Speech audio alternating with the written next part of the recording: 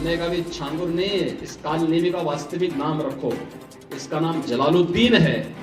ये धर्मांतरण करवाता। सीएम योगी आदित्यनाथ ने एक कार्यक्रम में हलाल सर्टिफिकेशन को लेकर कहा कि हमने हलाल सर्टिफिकेशन यूपी में बैन किया है।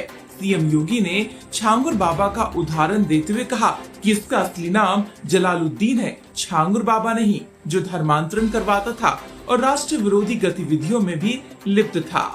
जलालुद्दीन तमाम प्रकार की अराजक गतिविधियों में लिप्त था। इसने रेट तय कर रखे थे। अपर कास्ट की बालिका के लिए कितना पैसा देगा, पिछड़ी जाति की बालिका के लिए कितना देगा, अनुसूचित जाति की बालिका के लिए कितना पैसा देगा और पैसा कहां से आ रहा है।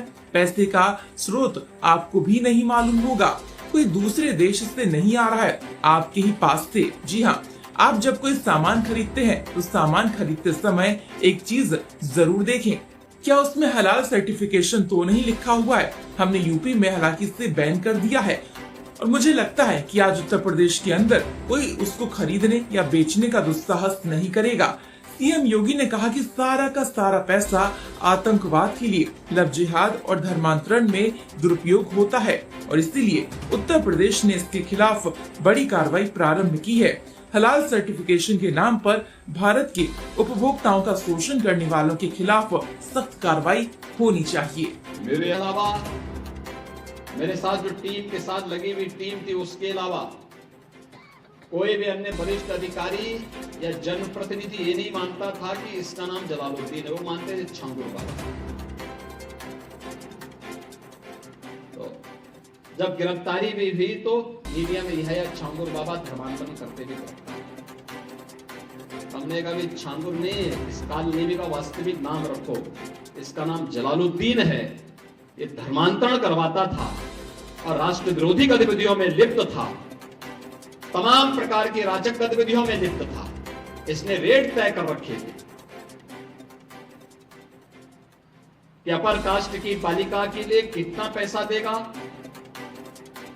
पिछड़ी जाति की बालिका के लिए कितना देगा, अनुसूचित जाति की बालिका के लिए कितना पैसा देगा और पैसा कहां से आ रहा है।